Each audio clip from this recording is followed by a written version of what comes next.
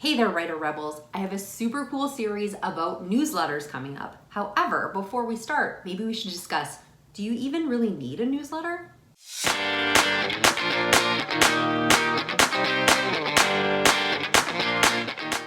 Hey there everyone, it's me, Scarlett Kol, young adult author, YouTuber, and storyteller, and I am here today to talk about newsletters. I'm actually going to be talking about newsletters for the next couple of weeks, so if this is something you're interested in, you're definitely going to want to stay tuned. What's the best way to stay tuned? Make sure you're hitting that subscription bar and the notification bell below this video, and it'll make sure that you do not miss any of my content.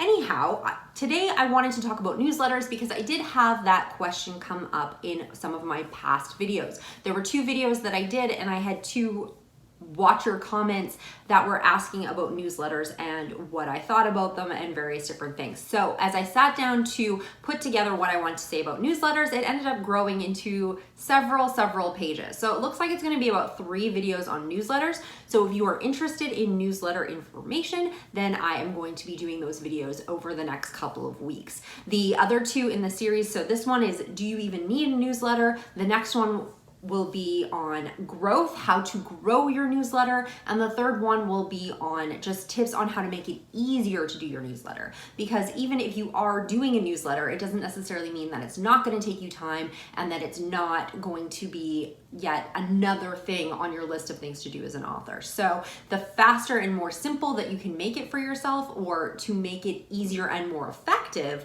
the better off you are. So those are going to be my 3 videos on newsletters, but today we are going to discuss, do we even really need a newsletter? So over the last little while, there's been a lot of discussion that I've seen about whether or not we actually need newsletters.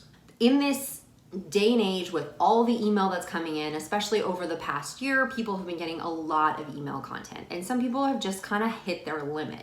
So I've seen discussions in various different groups on whether or not a newsletter is still necessary for an author career. Well, the short answer is no. No author needs a newsletter. No author needs to do marketing. No author needs to do social media. However, if they don't, what's that going to do? What's that going to impact? Granted, you can write a book, throw it up on Amazon, not tell anyone about it, and you may still sell some copies.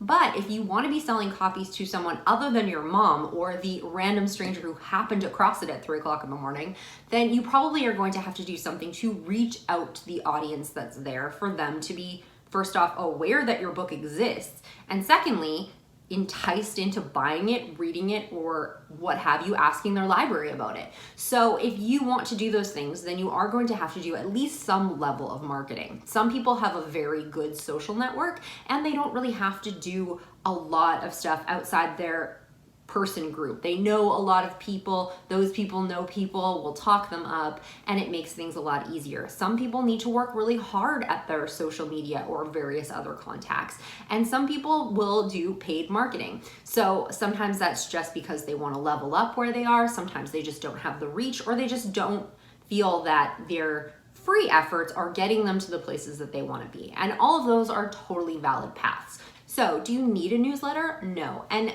I have seen a few authors lately who've decided to disband their newsletters. They don't enjoy doing them. They don't have a lot of growth. They're not getting a lot of engagement from the people on their newsletter. So they have chosen not to do that, and they're going to market through other methods. That is totally valid. There is definitely a line when it comes to marketing for authors as to what you can handle, what you want to handle, and how that's going to impact your business. If you're doing this part-time like myself, where you have a full-time job, you have a limited amount of hours that you are able to put into not only writing the book, editing the book, getting the book ready for sale, but to actually market that book. So when I'm spending any time marketing, I want to make sure that it's going to be the most bang for my buck, both time and money-wise. However, even if you're a full-time author, you only have so many hours in the day too. And a lot of times full-time authors are releasing a little bit quicker, or they do have a bigger backlist to deal with. So it doesn't necessarily mean that they have more time to waste on things that aren't working. So if things aren't working for you, you don't need to do them. Nobody's going to come back and say, no, you can't have your author card. You need to unpublish all of your books because you don't have a newsletter. No, you don't need to have one. However, unless you have a strong feeling or a definite reason as to why you don't want to do a newsletter, I honestly think that anybody getting into an author career should definitely consider it or at least give it a try. Why is that? Well, I have several reasons of why a newsletter is still a viable thing to do. I do understand that email has been busy. I have a lot of newsletters that I sign up to. I have unsubscribed to a few of them lately just because I am inundated with so many things. However, those authors that I do enjoy and that I am really interested in, I am definitely staying on those newsletter lists because I know how important they are, and I know that I might be getting information that I'm not getting somewhere else. I also think that a newsletter is probably more important for an indie author than it would be for a traditional author. Traditional authors obviously have a little bit more marketing push from their publishers, but that's not always the case. Plus, they don't know where they're going to end up in their career, so it is quite possible that they want to cultivate an audience that's going to follow them around. There are some traditional authors that do this very well. I am on the newsletter list for Jennifer Armentrout. Her newsletter comes out, I want to say monthly, but I think it's slightly less than that. However, they're chock full of information, bonus stuff, and everything that she's got going on. So I'm definitely in the know of what Jennifer's doing, and it's something that I really enjoy. When it shows up in my inbox, I'm definitely going to open it. And as we go on through this series, I'm going to be able to give you some hints and tips on how to make your newsletter a little bit more appealing to your readers, make it so that people are going to want to click that when it comes into your inbox, and how to grow your list. But for right now, the first thing you need to decide is whether or not you need a newsletter. So here are some reasons as to why I think this is still a viable marketing tactic, even with all of the email and media and stuff that's out there. The first reason is because you own it. What do I mean by you own it? Well, when people sign up for your newsletter list, they are signing up for your newsletter list. They are subscribing to you and to your content. It doesn't matter who your service provider is, if it's MailChimp, MailerLite, doesn't matter who they sign up through, they are signing up to your list. If for whatever reason MailChimp decides to shut down, you can take your list and go to a different service provider. You can do that whenever you want. If you wanted to, you could even take that list, put it into your Hotmail or Outlook or Gmail or whatever it is you're using, although I don't recommend it, it's probably a little tedious, and send those emails out. These people have given permission for you to send them email. So by doing so, they're giving that permission to you, not anybody else. Why is this important?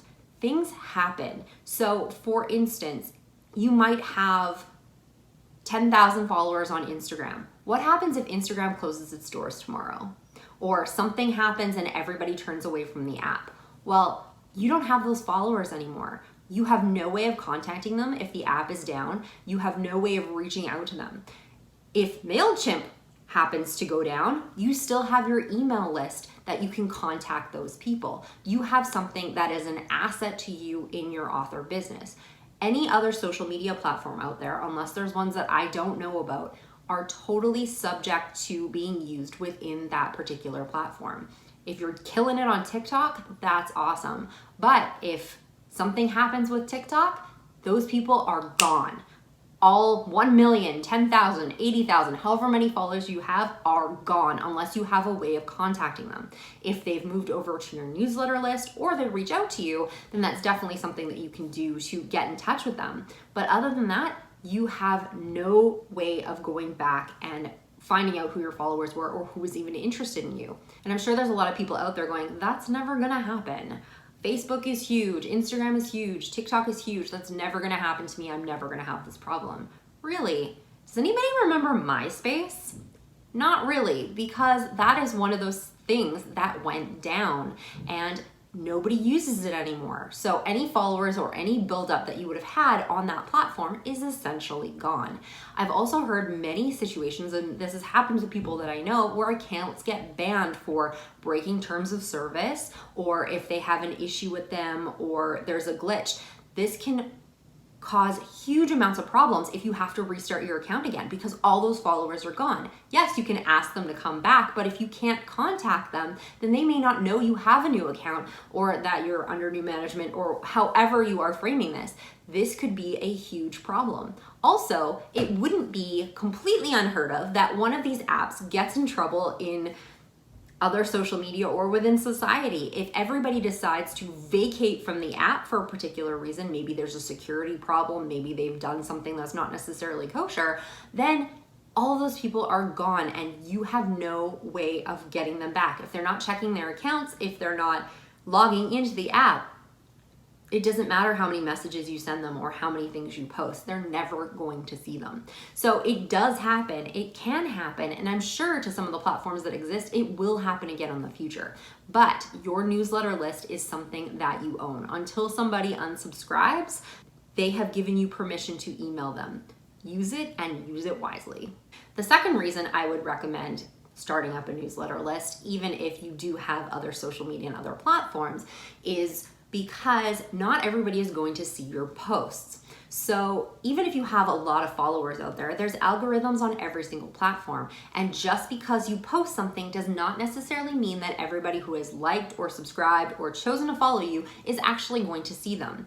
For example, I was talking with a friend the other day. She follows a comedian on Instagram that she's very interested in and found out when she was looking at something that there were a lot of posts that she wasn't seeing, and she was very upset about it. When I discussed it with her, I asked if she had liked, commented, or shared any of that comedian's posts. She had not. She said that she basically likes to be a lurker, which is great. A lot of people just like to check out content. They don't want to engage with whoever it is they're following because it isn't somebody that they really know well. Well, the algorithms are going to notice that and they're going to push content to you that you are interacting with. If you're liking and commenting on your friends' posts, you're going to see those more often. But if you have an author or a movie star or a model or whoever that you're following and you aren't interacting with those posts, they aren't going to push them out to you as often. So you are going to miss posts. In that case, as an author, every time you're posting about a book, if you're posting about a sale or something, especially something that's time sensitive, those people who are following you, liking you, whatever, may not see it. And if they don't see it, they're not getting that information. However, with a newsletter list, you are going directly into their inbox. Yes, they may not read it right away, or yes, it may end up in junk mail, but it is going directly to every single follower on that list. And you know for a fact that it's not going to be just lost in everything else or scrolled past, because this is direct to them, where social media isn't necessarily hitting up every single person on your list.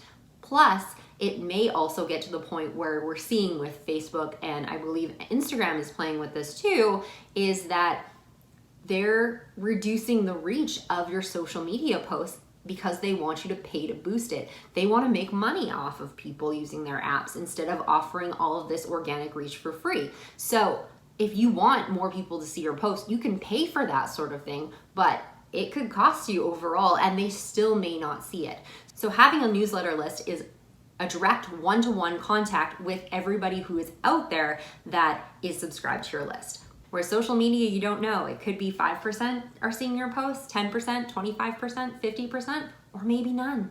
The third reason to start a newsletter list is if you are looking at having cross promotion or newsletter swaps in your marketing plan. You can't really do newsletter swaps without a newsletter. If you want to do those sorts of promotions with other authors that are in your genre or very similar to you and promote your work to their audience, this can be done on social media. I have seen where somebody will post on Instagram or they'll do a TikTok video instead of posting in their newsletter, but there's still a very heavy market of newsletter swaps out there. So if you do want to participate in newsletter swaps, you need to have a newsletter.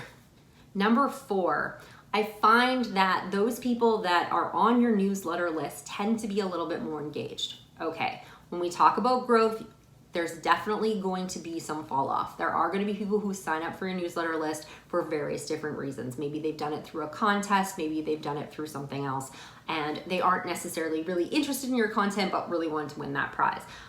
We can talk about that a little bit more when I go into the growth video, because I am going to talk about builders and contests and all those sorts of things. However, those are going to be a fraction of your newsletter list. The people who seek you out to sign up to your newsletter through whatever means they found it are probably going to be more engaged because they've taken the choice and are offering up that email, that personal information to you to be able to use. So they are probably a lot more engaged in what you have to offer them. This can definitely be helpful because if you have a fully warm, engaged audience waiting for your information, when you send out a newsletter, this can be a huge boost for sales or interest in a particular thing that you're doing or whatever. You can have a lot of people who are already warmed up to who you are, what you stand for, and what your books are about, because a lot of them have probably already read your books or are interested enough that they're hanging out on your newsletter list. So when you try to do things, they're probably going to be more inclined to listen to you. It doesn't take much to like or heart a page and then simply scroll past it when those people actually post. By offering up that email, and especially if it's a double opt-in and saying that, yes, I'm choosing to be there, these people are probably going to be more engaged with your content than anyone else. And the next reason is you can do whatever you want on your newsletter list. When you are posting on Twitter, you have so many characters you can use. In every other platform, you also have a certain amount of characters you can use, even though it's a little bit more. If you're on TikTok, you only can do things in video format. So you have to work around however the platform is allowing you to provide information. In your newsletter, you can do what you want. Make it as long as you want, as short as you want. You can talk about various different things. If you are a writer that writes explicit content, you can include that sort of stuff in your newsletter, whereas places like Facebook or something like that may not allow you to post it because it's a little bit racier if you are writing racier types of books. So this gives you a little bit more room to write whatever it is you want. And if you have a lot to say, you can do that in your newsletter. Obviously, you don't want to like totally bombard somebody with way too much information because then they're not going to stay engaged and they're not going to stay on your newsletter list. But it does give you room to move. You can announce more than one thing in a post and it's not going to get buried. If somebody's actually going to read your newsletter all the way through, they're going to read every single point that you have to offer. And they're not going to miss it, or it doesn't need to be a whole list of posts where they need to see all 5 of them to get all of your current updates. It's everything in one place in whatever format it is you want. And the last reason that I think newsletters are still a viable thing that people should be considering as an author is because it can set you up for success later. Yes, it may be very frustrating that you're sending out a newsletter to 50 people every month. You may not get a lot of engagement back because it is a pretty one-way sort of thing, even though I do get emails back from some of my newsletter subscribers that are reacting to things in the newsletter, and some of them are just asking me how my day was and how I'm doing. A lot of these are ones that I've met at a convention, but I think that it's a really great way to get a hold of people and they don't feel obligated to do anything. They can just read it. They can read it whenever they're ready. They don't have to search for it on your Instagram to find that post that they might have seen when they were busy earlier today. They can sit back, it's sitting in their email box, and they can read it whenever it is they want. But my point about setting yourself up for the future is you don't know where you're going to be with your author career. If you're a traditionally published author, maybe you are eventually going to go self-published and then you're not going to have that same backing from your publisher. And if you don't, how are people going to know what you're up to? How are they going to know that you're self-publishing? Or if you're doing a hybrid thing where you're still traditionally publishing, but you do have this other project on the side, this is a way to tell people. That's an easy way for you to engage with the audience that you built as a traditional author for this new indie publishing project. Or this can also happen vice versa. Maybe you are an indie author and then you are going to change venues and release a series with a traditional publisher. This way you can contact those people and let them know that this is what you plan on doing.